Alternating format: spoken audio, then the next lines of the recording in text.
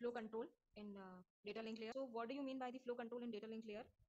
Basically, flow control is one of the important characteristics of the OSI model.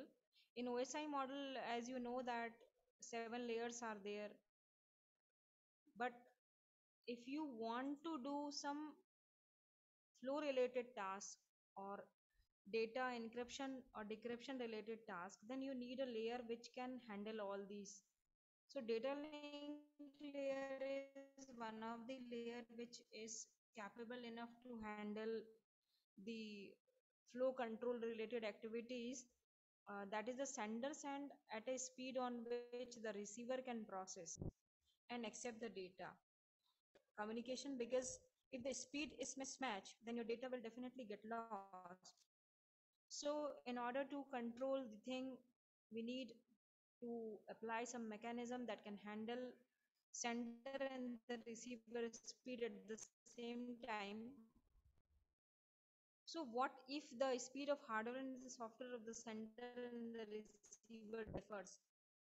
In speed mismatch, both the software and the hardware play a very important role. Hardware and the software task in such a way that speed mismatch will not be happen. And if the sender is sending too fast, and the receiver may overload it. Suppose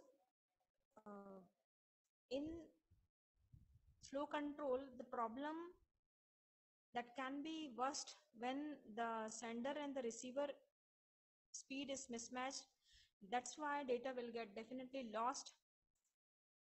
So two kinds of protocol are basically used in flow control. One is a stop and wait protocol, and another is sliding window protocol.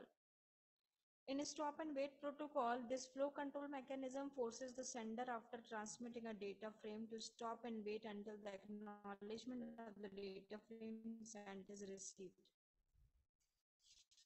This type of protocol is basically designed in order to control the flow in such a way that whenever the receiver will not send you the data, you cannot process the next step of sending. So that's why whenever a data frame acknowledgement will get received, you will definitely get a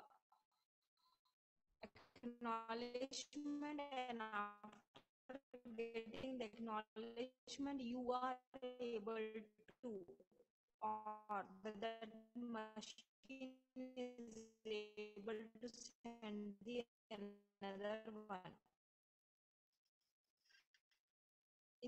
In this way, this is the diagram of stop and wait protocol. In a particular given time, there is a sender machine and there is a receiver machine. Like the frame